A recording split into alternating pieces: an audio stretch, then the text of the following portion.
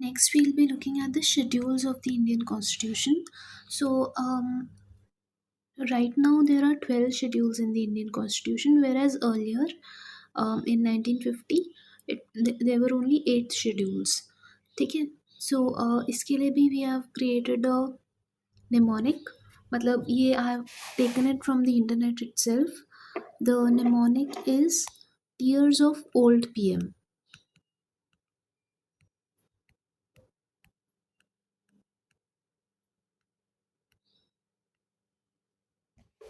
ठीक है. सो इसमें देखो, फर्स्ट शेड्यूल के लिए टी आ जाएगा, वैसे first second third and each letter will stand for each schedule. ठीक है. So first schedule T, T से क्या होगा? टेरिटरीज. तो it lists the states and union territories along with their territories. वही currently it includes 28 states and 8 union territories. ठीक है. तो वही सारे स्टेट्स और यूनियन टेरिटरीज के नाम हैं along with their territories. So इसमें the related articles are article 1 and 4. Next है second schedule.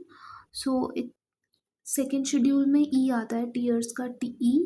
E stands for emoluments. तो the second schedule consists of the It outlines the provisions for emoluments, allowances, and privileges for the President of India, governors of states, Speaker, Deputy Speaker of the Lok Sabha, Chairman, Deputy Chairman of the Rajya Sabha, ऐसे सब लोगों का है ना. Speaker, Deputy Speaker of Legislative Assembly in states, this is also important. और Chairman, Deputy Chairman of Legislative Councils, Judges of the Supreme Court, Judges of the High Court and CAG. ठीक है. तो कौन कौन है? एक तो प्रेसिडेंट है मेन, फिर गवर्नर्स भी हैं जो सबसे highest executive of the union as well as the state, those are included. उसके बाद में जो प्रिसाइडिंग ऑफिसर्स हैं लेजिस्लेटिव असेंबली और लेजिस्लेटिव काउंसिल्स के along with the parliament, those are included. तो speaker, deputy speaker of Lok Sabha, chairman, deputy chairman of the Rajya Sabha, speaker and deputy speaker of legislative assemblies और वही डेप्यूटी चेयरमैन, और फिर जजेस of supreme court, high court. तो इसको ऐसे कर लेंगे. हमारे पास 3 होते हैं ना. लेजिस्लेटिव होता है, there are 3 organs, legislative, executive and judiciary.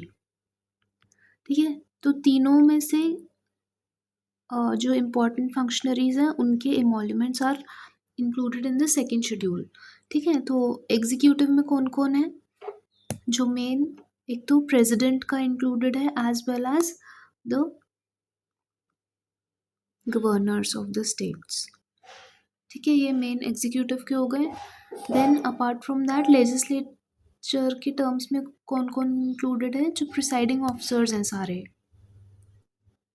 Presiding officers कौन कौन है? Speakers, deputy speaker, chairman, deputy chairman of Rajya Sabha. Then we have similarly for the legislative assemblies also. ठीक है. तो पार्लियामेंट एंड लेजिस्लेटिव असेंबली के presiding officers of legislatures. Next है thirdly we have judiciary, है ना. तो जुडिशरी में कौन कौन है? जजेस of the supreme court as well as high court जजेस. ठीक है. Along with these, all of these we also have the CAG who is also included here. ठीक है. उनका भी जो emoluments है those are also included in this. ठीक है. So this you must be knowing. मतलब यू शुड नो दिस, क्योंकि ऐसे कुछ भी पूछ सकते हैं कि CM के भी इसी में दिए हैं कि नहीं. So that will be wrong. ठीक है. Only these are the functionaries whose emoluments and allowances are included in the second schedule. Next articles क्या क्या हैं इससे रिलेटेड? वही 75, 90. This is not very important but just have a look. See 75, 99, 124, 148 और ये सब है ना. नेक्स्ट है थर्ड शेड्यूल. सो टीयर्स का जो ए है that goes for third schedule. तो ए से अफर्मेशंस हो जाएंगे. ठीक है. सो ओथ्स एंड अफर्मेशंस का affirmations.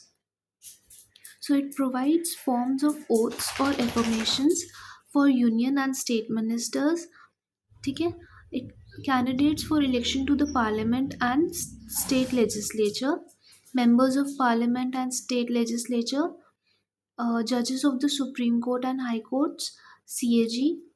Note: an oath is a solemn promise made under the invocation of God, while an affirmation is a non religious pledge made by the individual who chooses not to invoke religious references. So, both serving as formal commitments to uphold constitutional duties. Pardon the background noise, it is my doggy, pet doggy. ठीक है. सो इसमें देखो यही दिया है. इसमें सवाल पूछ सकते हैं कि किस किस के ओथ्स और affirmations are included in the third schedule. ठीक है. तो फर्स्ट ऑफ ऑल जो मिनिस्टर्स हैं, अगेन वही लेजिस्लेटिव, एग्जीक्यूटिव और जुडिशरी में वील डिवाइड. ठीक है. तो legislative, executive and judiciary. So executive में we have all the ministers. उनके oaths and affirmations are included in this.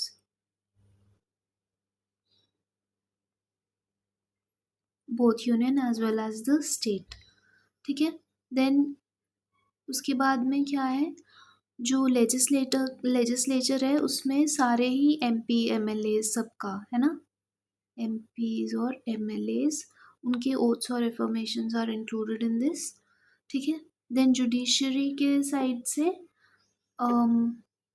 this one, हाँ, सारे ही जजेस of both the supreme court as well as the high court. ठीक है. They are included. Apart from this again we have the CAG whose oath or affirmation is also included in this. ठीक है. Now difference क्या है oath और affirmation में. Oath में God को इन्वोक करते हैं. It is made with respect to the God, है ना. ओथ में ओ है तो आप गॉड से आप कनेक्ट कर लो, गॉड में भी ओ है. और एफर्मेशन में क्या रहेगा, it is a non religious pledge. ठीक है. No God.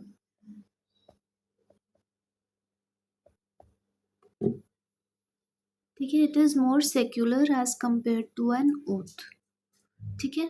Next we'll move to the fourth schedule. So it details the number of seats allocated to each state and union territory in the Council of States. ठीक है. तो fourth से R हो जाएगा, tears का R, है ना. And it basically tells about the number of seats allocated to each state and union territory in Rajya Sabha. ठीक है. So this is simple. Next है फिफ्थ शेड्यूल. फिफ्थ शेड्यूल में tears का S से will be representing. ठीक है.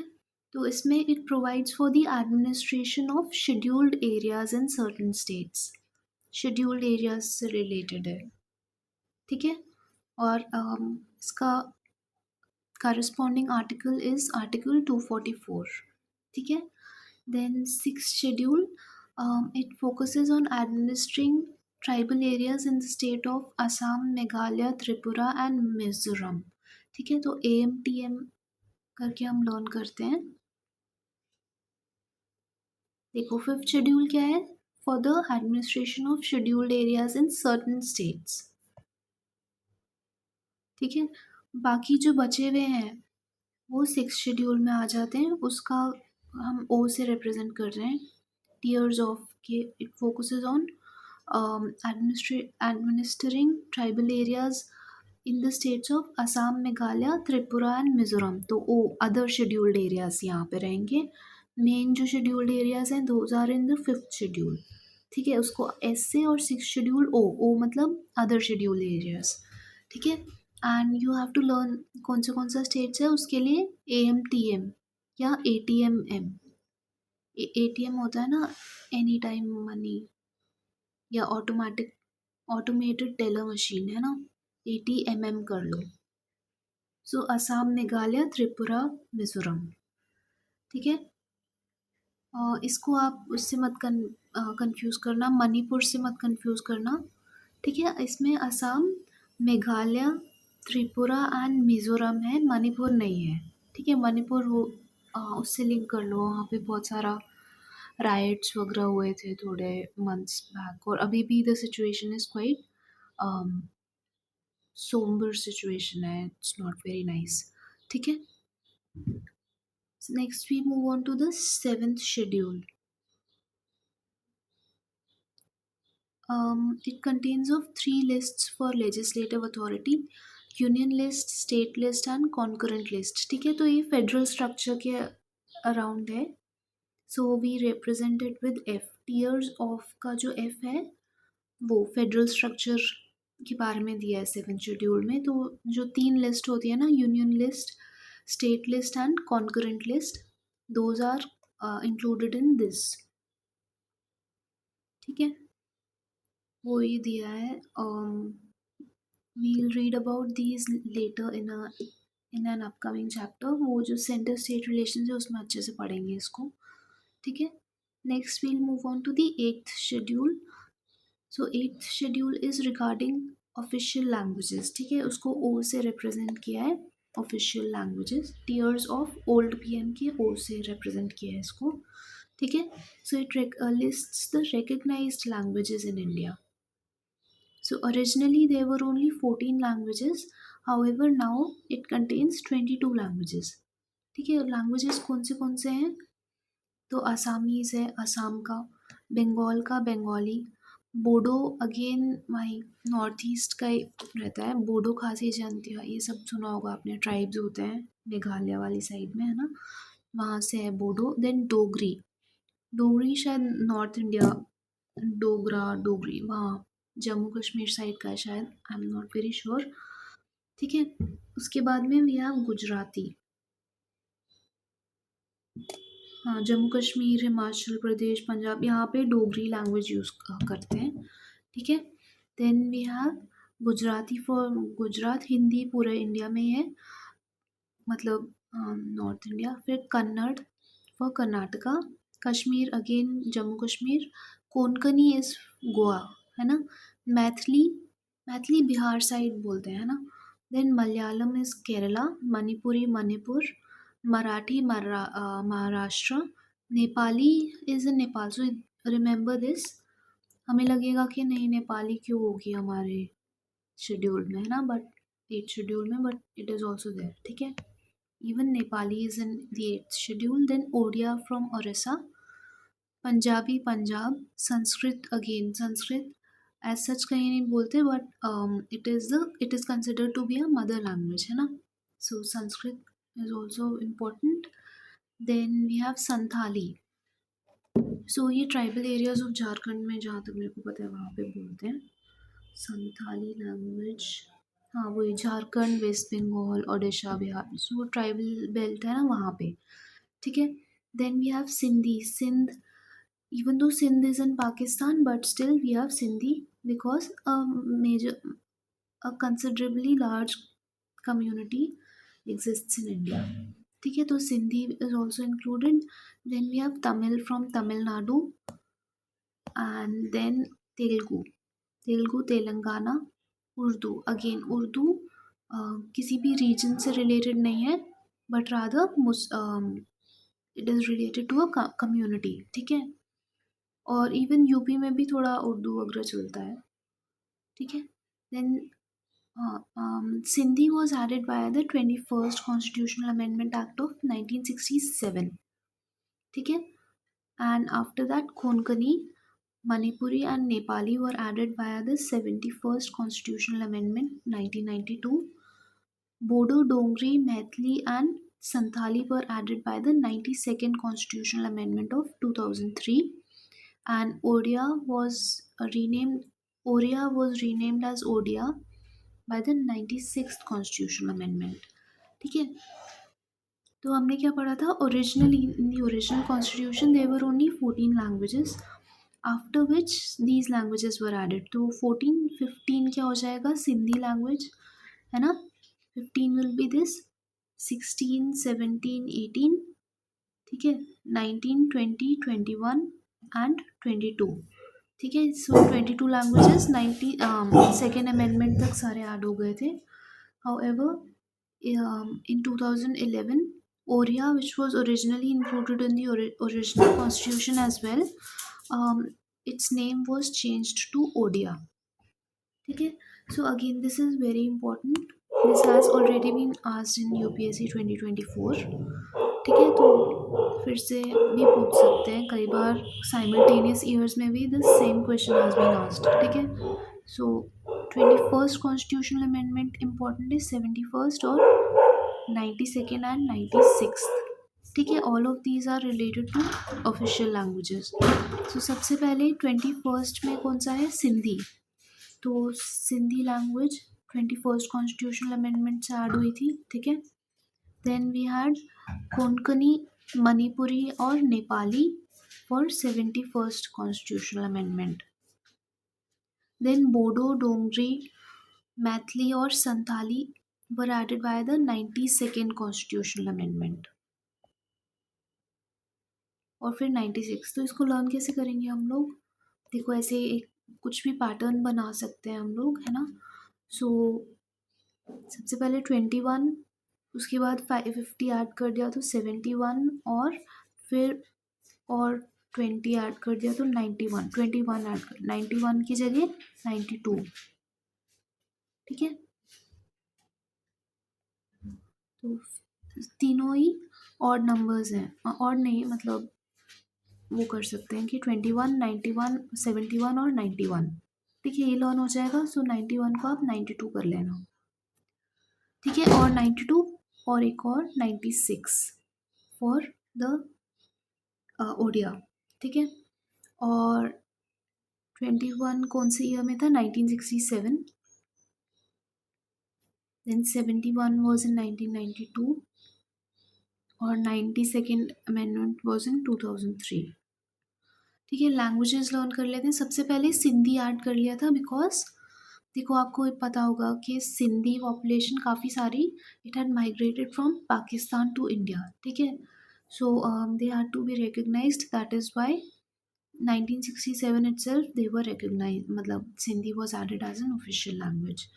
Afterwards देखो गोवा, मणिपुरी और नेपाली. गोवा आपको पता है पोर्चुगीज़ रोल, पोर्चुगीज़ के अंडर था, है ना. सो उसको बाद में इसलिए ऐड करा था क्योंकि फिर वो पोर्चुगीज़ गए, उसके बाद में आराम से ऐड किया. Then even Nepali is again it is spoken, वैसे तो it is spoken in parts of UP also, है ना. यूपी उत्तराखंड वगैरह में थोड़ा शायद बोलते हैं, बट स्टिल नेपाल का है लैंग्वेज. ठीक है, तो इसलिए इसको बाद में ऐड किया है. और then Manipuri also was, Nepali और मणिपुरी को आप एक साथ लर्न कर लो, है ना. ठीक है, तो कोंकणी, मणिपुरी और नेपाली 1992 में ऐड करे थे under the 71st constitutional amendment. Then we have Bodo, Dogri, Maithili and Santhali. So ये कब आए, 92nd, मतलब 21, 71, 91. 91 की जगह हमने 92 लर्न किया था, है ना. सो ये हो गया. 92 में कौन सा आ गया, बोडो, डोंगरी एंड मैथिली. तो ये नॉर्थ ईस्ट और थोड़ा बोडो, तो नॉर्थ ईस्ट बोडो, खासी जंतिया हिल्स सुना होगा आपने, है ना. सो ये उस ट्राइब का है. Then Dogri is in, it is usually spoken in Jammu Kashmir side, है ना, north India. And Maithili is Bihar side and Santhali is the tribal belt, Jharkhand वगैरह साइड में. ठीक है, सो बेसिकली दीज आर कुछ कुछ कम्युनिटी की लैंग्वेजेस हैं, these are not specific to a certain state.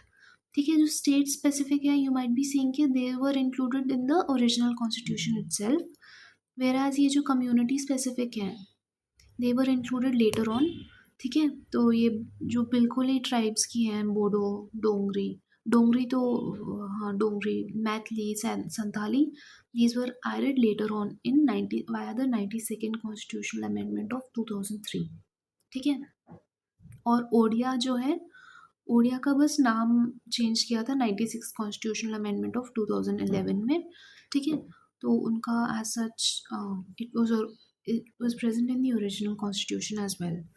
ठीक है, next we'll move on to the ninth schedule. So ninth schedule is regarding land reforms. ठीक है, तो आर्टिकल 31B से रिलेटेड है इसका, है ना. तो लैंड रिफॉर्म्स से रिलेटेड है, एक्ट्स एंड ओल्ड पीएम का जो एल है, that is how we signify this ninth schedule. Acts and regulations, originally 13 but presently 282 acts of the state legislatures dealing with land reforms and abolition of the zamindari system and of the parliament dealing with other matters, they are included in the ninth schedule. So this schedule was added by the first Constitutional Amendment Act of 1951 under Jawaharlal Nehru as the Prime Minister to protect the laws included in it from judicial review on the grounds of violation of fundamental rights. ठीक है, however, the Supreme Court ruled that the laws included in this schedule after April 1973 are now open to judicial review. ठीक है, आयर कोलो case हुआ था एक 2000 शायद 9 में हुआ था ये, है ना. So under this the supreme court said that, देखो पहले मैं I just explain this to you. Earlier क्या हुआ था,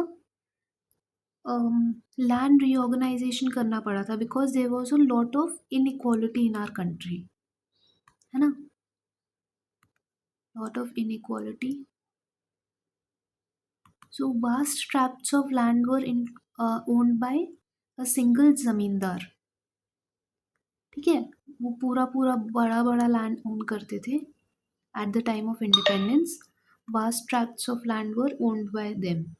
तो what did the government do, उन्होंने देखा कि यार ऐसे तो नहीं चल पाएगा. And back then right to property was also a fundamental right. ठीक है, तो क्या हुआ फिर, गवर्नमेंट ने सोचा we'll have to redistribute reorganize, ये सब करना पड़ेगा. जो टेनेंट्स हैं छोटे छोटे who used to work here, उनके पास भी certain land rights should be there. ठीक है, so they brought a lot of land reforms. ठीक है, but land reforms were in contention with the fundamental rights. ठीक है, तो फिर गवर्नमेंट ने क्या करा, they brought the first constitutional amendment act under which जो भी एक्ट्स, जो भी लॉज थे which were included in the ninth schedule, they would be immune from ये वाला प्रोविजन कि फंडामेंटल राइट्स का आर्टिकल 13 में दिया है ना कि अगर कोई भी, if any law is in violation of the fundamental rights it will stand void. ठीक है, दैट विल बी रिमूव्ड. ठीक है, तो क्या करा उन्होंने, नाइन्थ शेड्यूल ऐड कर दिया, उसके अंदर any law which is included under the ninth schedule will be immune from this provision. ठीक है, so this was added ninth schedule. उसमें there are presently 282 acts. However in 2009 or something, Supreme Court contested ninth schedule under the IR Coelho case. Spelling गलत है शायद, Coelho. इसमें उन्होंने बोला कि द नाइन्थ शेड्यूल के अंदर जो भी लॉज हैं up till Kesavananda Bharati case वाले, those will be immune from judicial review, but after that anything which has been included after April 24th 1973, that will be open to judicial review. ठीक है, so the Kesavananda Bharati case, that वो judicial review वाला, that will be applicable to anything under the ninth schedule as well. ठीक है, so again this date is very important.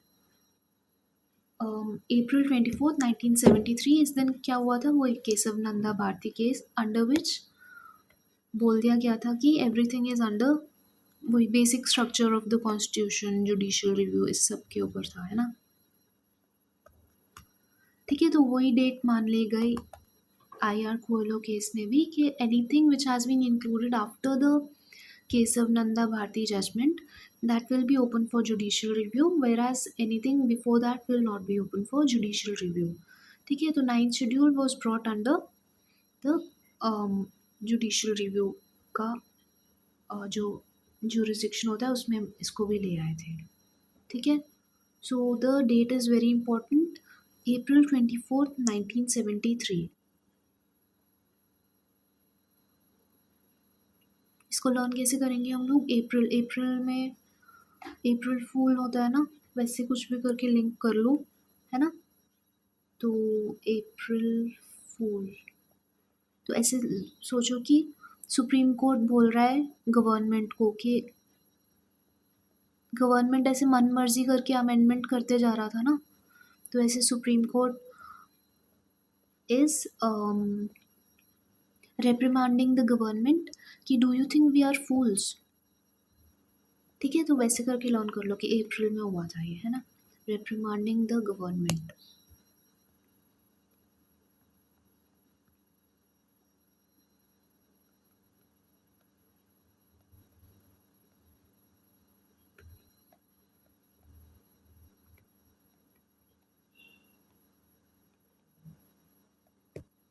ठीक है, तो इसी से वो बेसिक स्ट्रक्चर ले आए थे, concept of basic structure and वही जुडिशियल रिव्यू वगैरह। ठीक है, तो केशव नंदा भारती केस अप्रैल 24 1973।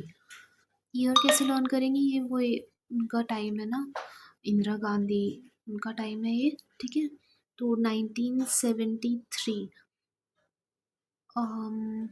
देखो अप्रैल 24 तो लर्न हो गया होगा, है ना, वही do you think we are fools और 24 आवर्स आप हमें बेवकूफ़ बनाते रहते, ऐसे करके आप कर सकते हैं, कुछ भी लिंक कर सकते हैं कि 24 hours you think that we are fools, ऐसे गवर्नमेंट को रिप्रिमांड कर रही है।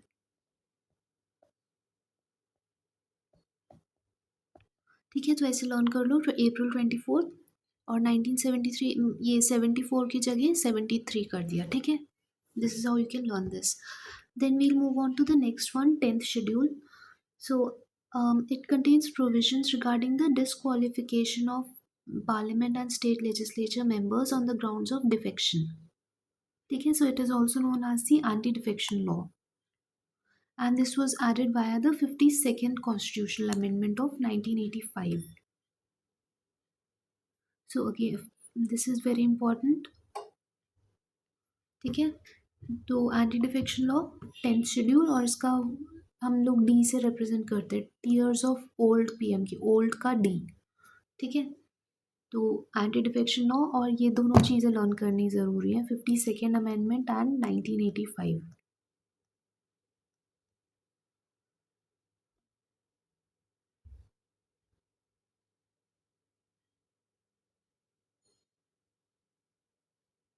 ठीक है, नेक्स्ट है 11th शेड्यूल। देखो 52nd और 1985 को कैसे लर्न करेंगे हम लोग,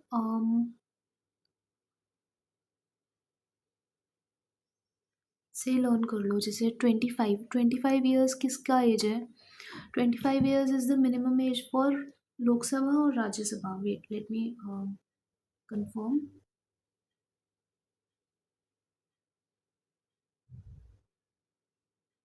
ठीक है, 25 years is the minimum age for Lok Sabha MPs, है ना, यहाँ पे लिख लेते हैं।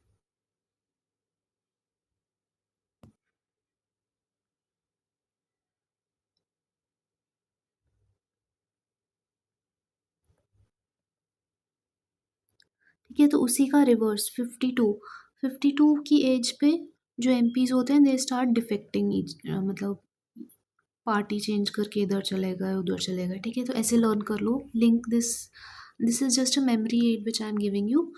25 का उल्टा 52, तो 52nd अमेंडमेंट वैसे लर्न हो जाएगा, है ना, और 1985, तो 85 वही 52 से 85 आप लोग कर लो कि इसका 5 उस साइड ले गए, या 25 से भी, है ना, 1925 तो नहीं हो सकता, तो 85 है, 45 भी नहीं हो सकता, है ना, तो 85, 2 × 2 × 2 85, 25 से लिंक करके you can remember this.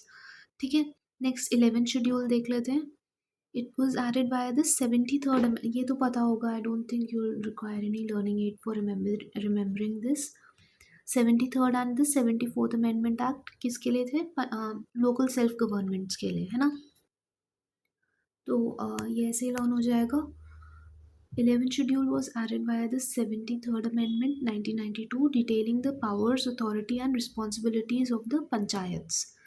So it contains 29 functional items related to agriculture, land improvement, implementation of land reforms, land consolidation, etc. ठीक है, 12th schedule, it was added via the 74th Constitutional Amendment Act. It outlines powers and authorities and responsibilities of the municipalities.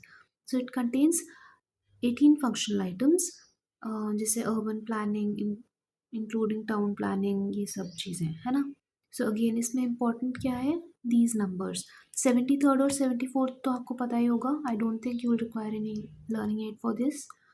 This is important. 29 functional items and 18 functional items.